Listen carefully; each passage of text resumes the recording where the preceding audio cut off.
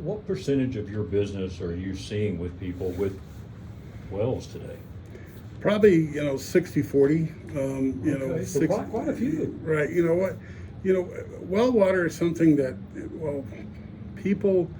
majority of folks live in town and they're trying to escape, so they move out east, and so they're brand new to well water. They don't know what to expect.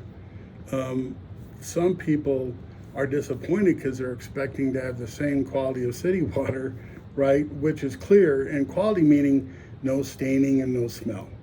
So, when you have well water, it's a brand new, situation for them. So some have preconceived notions. Right, right. I like telling all my, my real estate friends and all my mortgage broker friends to, hey, be upfront, be honest with people, because what's happening in today's world, people are saying, hey, in a real estate transaction, this was not disclosed to me that my water quality stinks, and so they're trying to make it somebody else's issue. If you go on the EPA's website, it clearly states if you're on well water, you're on your own. You're all by yourself. So it's important, when you're going into thinking about buying property, is to look at the quality of the water, have the water tested, understand, when you're walking through the home, pull the lid off the back of the toilet tank, look inside and see what the color of the water is. People do not think about They don't think about that, no. And so that's something I really recommend. Well water, can be treated, can be fixed. It really it can. The best thing about well water is, you're not paying a bill for it, right? And you can use as much as you want because it's, your well water. But there's a good idea on well water to have them on the well pump. Tell them you want to do, it's called a well log report. So nowadays, in modern era, it wasn't so, maybe 30 years ago. But nowadays, anything that was done with the well has to be recorded and logged in the well report within the state of Colorado. And so you can get an idea of how old the well pump is. People do a well production test to see to have a high producing well, to have a low producing well. And so those are things that, you definitely want to, have eyes wide open, on. And a lot of folks I see up in, Boulder, outside Boulder, the foothills, a lot of people have these cisterns in place.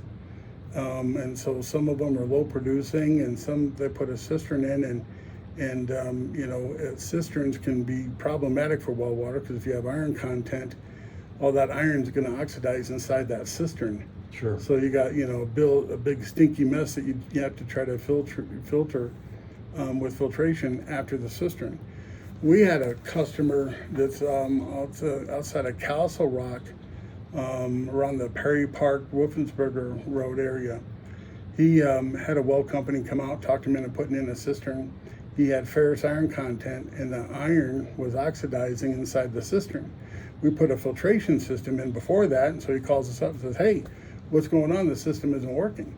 And so, for a while, at first glance, you're thinking, boy, you do the water test, it's not, and you're trying to figure out what happened. And so you go down and you see the cistern. And so the well company was saying, oh, the iron won't oxidize inside the cistern. And sure enough, it did.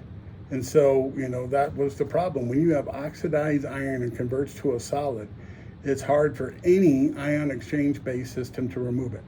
So an ion-based resin system loves ferrous iron. Ferrous iron is clear water iron before the iron oxidizes, and it will remove it along with hardness. But once it oxidizes, it's a solid, it'll pass on through. So what I told him to do was chlorinate the cistern, right? Clean it out really good. Right. And then I told him to put a little a chlorine pool floaty. You've got a swimming pool, and you put and I forget, like a little ring that full of chlorine tablets. I've seen those, yeah. Okay.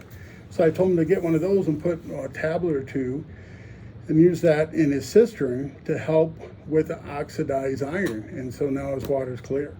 And so he has to, basically chlorinate his water because they put a cistern in, and that cistern that they put in with an external pump, is causing all the iron, that's there to convert to a solid. So by cleaning it out with, use whole house chlorine bleach to really shock it and clean it out and then flush it out. And then to maintain it, you have the, swimming pool floaty chlorine, pellet system you put in there, and, he puts a pellet or two in and based upon, I think it's like 300 gallons, so put a little tablet in there, and that'll, help with the issue. So, there's all kinds of, problems that you can run into. The biggest thing is, common sense is a dying commodity in today's world. Yeah, no doubt. So you really need to understand what the well produces, what the well quality is before you do really anything to it. And you want to make sure that you never put a filtration system on well water before the pressure tank. And so, that's a big no-no, because that can cause problems with your well pump. And you want to make sure on well water that whatever filtration system you do doesn't plug up and create resistance where the pump has to push against, because water pumps and well water aren't designed to push against resistance. Wow. Paul, I can see why you're Paul the Waterman. My Lord, man, you must sit up at night and write encyclopedias on water. Not read them, but you must write them. Man, but here's the thing. Very few people, and I'm just being honest with you, man, very few people come out for a service and have much knowledge about what is going on with the labor pool, so to speak, the way that it is now. And people have, different techs come out and different things like that. And I'm not saying you can be on every call, but a high percentage of the time, folks are going to get you coming to their home. So every single residential call that you call Water Pros with, I've decided Paul the Waterman's going to be there. I'm putting my name out there in the marketing and advertising, and so they deserve the person that's out there talking. So, I'm going to be there. I've got great install techs and technicians. We have master plumbers that understand, water treatment. I've picked up my knowledge on in water, being in the industry for over 25 years in trial and error. I mean, in California, they had unique, really hard water problems, and so. In Nevada, working in Las Vegas area, North Las Vegas, Henderson, where they had high fluoride issues, trial and error. You see what some companies do.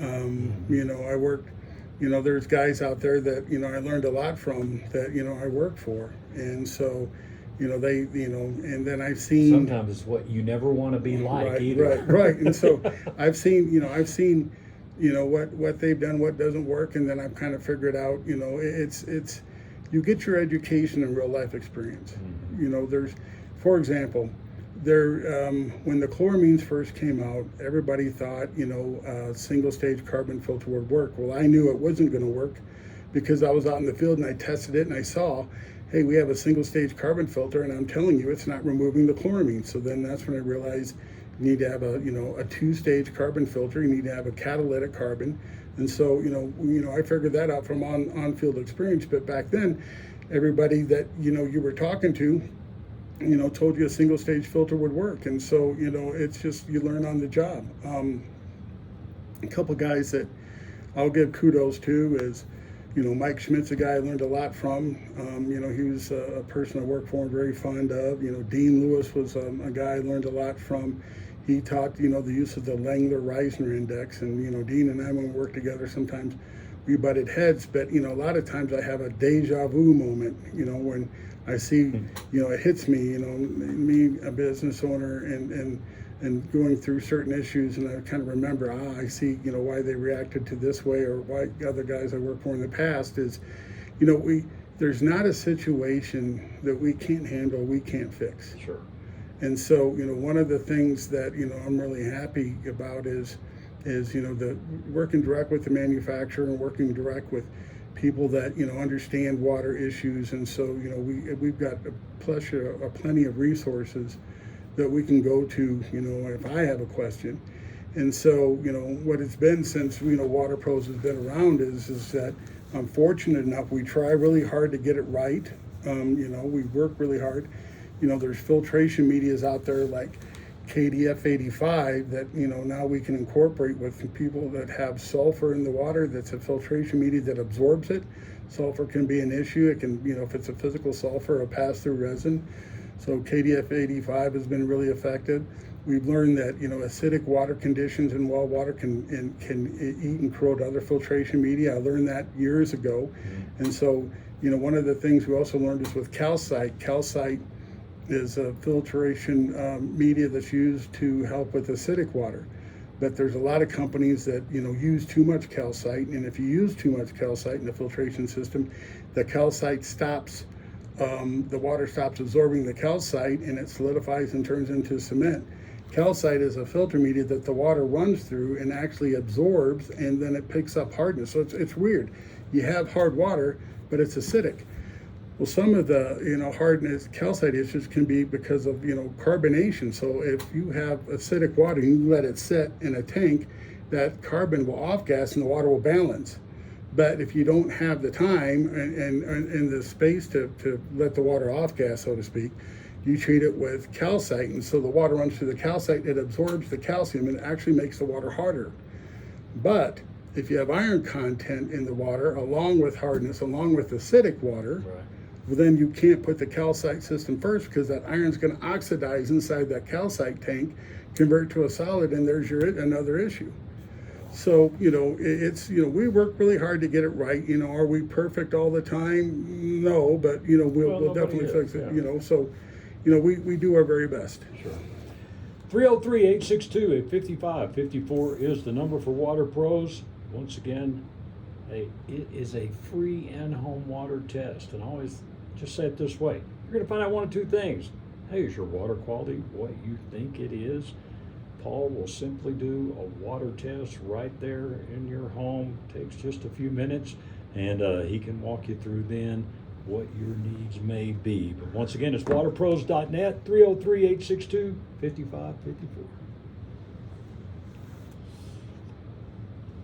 So sometimes, are there plumbing, as you mentioned with your plumber, and electrical, where you have to bring in an electrician to do something and a plumber to do something? Mm-hmm.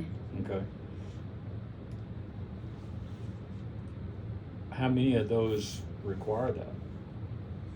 Some of them, majority of them have electricity within reach. We have, long cords, but sometimes we'll use an extension cord temporarily, and then we outsource it, Okay.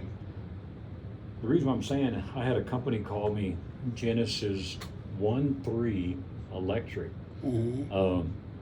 and I'm meeting with them next Tuesday, and so I didn't want to say anything out of turn, but if I work something out with them for electrician, Well, unless you've got a good. No, it's nice to find somebody, but then our problem is the cost went up. It used to be $75, $100 to let an electrician come on and add an outlet. Now they want $350 to Well, but $400. that's what I have to tell him. Hey, look, Yeah. we're going to give you some bid, but you got to help me.